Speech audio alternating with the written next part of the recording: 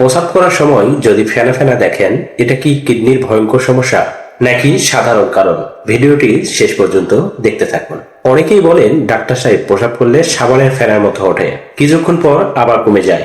শুনুন, সব ফেনা কিন্তু রোগ না, কিন্তু কিছু ফেনা একদম অবহেলা করা যাবে না। প্রথম কারণ, আপনি যদি পানি কম খান সেক্ষেত্রে আপনার প্রস্রাব ঘন হতে পারে এবং ফেনা আসতে পারে। দ্বিতীয় কারণ, আপনি যদি জোরে প্রস্রাব করেন সেক্ষেত্রে বাতাসের কারণে বাতাস ঢুকে গিয়ে ফেনা উৎপন্ন হতে পারে। কিন্তু তৃতীয় কারণ খুব গুরুত্বপূর্ণ, যদি বারবার ফেনা এবং বেশি সময় ধরে থাকে তাহলে সেটা হতে পারে প্রস্রাবের সাথে প্রোটিন যাওয়ার লক্ষণ।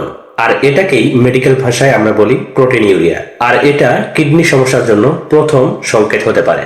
বিশেষ করে যদি মুখ বা পা ফুলে যায়, শরীর দুর্বল লাগে, প্রেসার বা ডায়াবেটিস থাকে, ফেনা অনেকক্ষণ ধরে থাকে, তাহলে দেরি না করে পরীক্ষা দরকার।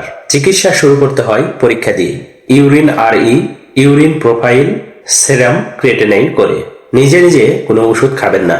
অনেক ক্ষেত্রে পানি ঠিক মতো খাওয়া, লবণ কমানো, প্রেসার এবং সুগার নিয়ন্ত্রণে রাখলে অনেক সময় সমস্যা কমে আসে।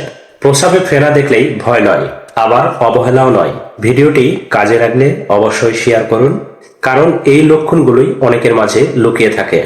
আপনার যদি প্রোটিন ইউরিয়া নিয়ে কোনো প্রশ্ন থাকে অবশ্যই কমেন্ট বক্সে জানিয়ে যাবেন, আমি প্রশ্নের উত্তর দেব।